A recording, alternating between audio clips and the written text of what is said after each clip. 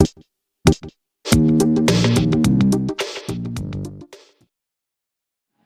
दोस्तों, आज हम बात करने वाले हैं रॉबर्ट फ्रॉस्ट की एक छोटी सी बट एक बेहद ही इम्पोर्टेंट पोम की, जिसकी टाइटल है फायर एंड आइस। आज हम सबसे पहले इस पोम को देखेंगे, फिर इस पोम में आने वाले डिफिकल्ट वर्ड्स को समझेंगे, सीखेंगे और इसके बाद हम बात करेंगे पोएटिक एक्सप्लेनेशन की। By the end of the poem हम फिगर ऑफ स्पीच की यानी कि लिटरेरी डिवाइसेस के बारे में भी बात करेंगे जो इस पोम में यूज की गई है।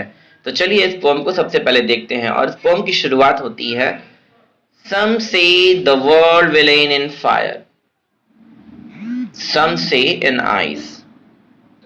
From what I have tasted of desire, I hold with those who favor fire.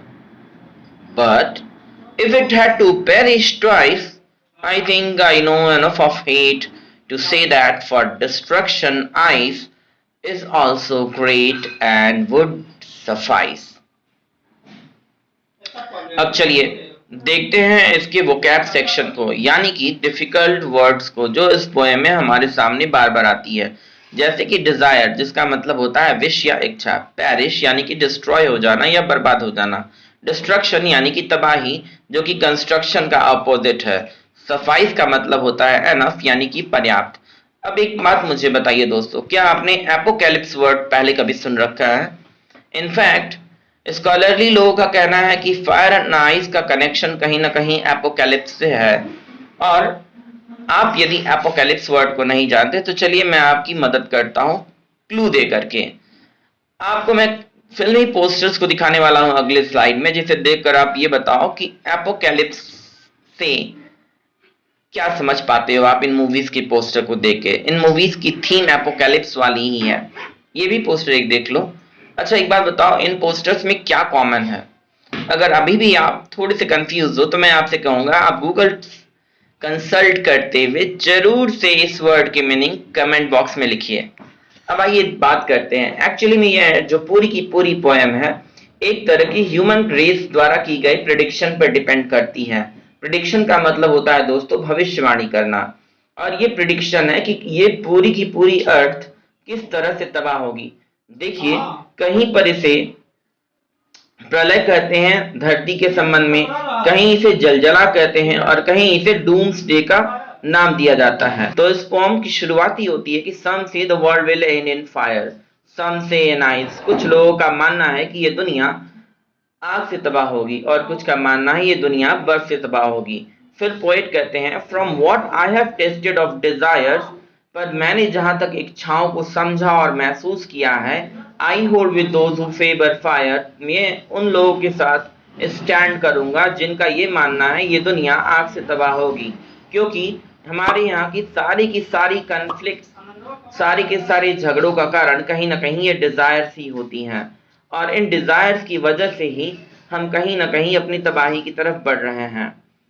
फिर इस पोम में आगे पोएट बात करते हैं कि ये फायर किसको रिप्रेजेंट करता है। ये फायर किसको रिप्रेजेंट करता है? फायर रिप्रेजेंट करता है हमारी इच्छाओं को। अब आगे पोएट कहते हैं, but if it had to perish twice, हाँ माना कि ये धरती आग से तबाह हो सकती है, पर अगर धरती को ट्वाइस पेरिश होना है, ट्वाइस का मतलब दो बार और पेरिश का मतलब बर्बाद होना, यदि इस अर्थ को दो बार बर्बाद होना है, I think I know enough of it, मुझे लगता है मैंने नफरतों को बेहद करीब से समझा और महसूस किया है, और नफरतें काफी हैं टू से दैट, ये कहने के लिए, that for destruction ice is also great, कि इस तबाही के लिए तो बर्फ भी बहुत है, एंड वुड बी सफाइस, और बर्फ पर्याप्त होगी।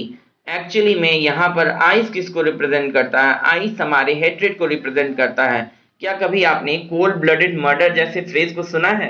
अगर सुना है तो इसका क्या मतलब होता है? तो यहाँ पर पोएट एग्री करते हैं कि आइस यानी कि हेट्रेड इस पूरे के पूरे प्लेनेट को एक बार नहीं दो बार तबाह कर सकती है। अच्छा, अगर आप देखो जिस तरह से दुनिया भर के देशों में एक दूसरे को लेकर एनिमिटी है, उसको देख के तो ये कहा जा सकता है कि डेफिनेटली ये अर्थ कई बार तबाह की जा सकती है, in the wake of the fact that entire world is on the heap of nuclear bombs. पूरी की पूरी दुनिया न्यूक्लियर बॉम्ब की ढेर पे बैठी हुई है, और एक दूसरे के खिलाफ यदि न्यूक्लियर बॉम्ब का इस्तेमाल किया जाने लगा आक्रामक तरीके से, तो डेफिनेटली ये दुनिया एक नहीं कई बार तबाह हो सकती है। अब हम बात करेंगे इस पूरे के पूरे पोएम में कौन से लिटरेरी डिवाइसेस यूज किए गए हैं। देखो, पहला जो लिटरेरी डिवाइस है ना, एजोनेंस फिगर ऑफ स्पीच, इसमें क्या होता है कि वॉवेल साउंड रिपीटेडली एक ही लाइन में बार बार आता है। जैसे यहाँ देखो, I hold with those who favour fire. फिर लिटरेशन फिगर ऑफ स्पीच, यहाँ पे कॉन्सोनेंट साउंड रिपीटेडली यूज होता है। जैसे यहाँ देखिए, I hold with those who favour fire में, देखिए फेवर फायर में एफ लेटर बार बार आ रहा है, तो यहाँ पे लिटरेशन फिगर ऑफ स्पीच है। फिर इमेजरी फिगर ऑफ स्पीच इस लाइन में है कि some say the world will end in fire to say that for destruction ice is also great. अब इसके बाद लिटरेरी डिवाइस सिंबोलिज्म का यूज किया जा रहा है और एनाफोरा का यूज किया जा रहा है। सिंबोलिज्म क्या, यानी कि किसी सिंबल से एक सेंस, एक वाइडर सेंस को इंडिकेट करना। जैसे यहाँ पर फायर और आइस दोनों ही एक पर्टिकुलर दूसरे इमोशंस को रिप्रेजेंट कर रहे हैं। इसका सिर्फ फायर और सिर्फ आइस में मतलब नहीं है। फायर डिजायर को रिप्रेजेंट करता है और आइस हेट्रेड को। एनाफोरा फिगर ऑफ स्पीच का यूज किया गया है। एनाफोरा में क्या होता है कि कोई भी एक पर्टिकुलर पार्ट ऑफ वर्ड्स जो दूसरी लाइन में भी आ जाता है। जैसे देखिए, सम say the world will end in fire, फिर अब सम से की फिर से सम से ही से शुरुआत हो रही है। तो ये एनाफोरा फिगर ऑफ। आज के लिए सिर्फ इतना ही। Thanks a lot for watching, take care and keep learning.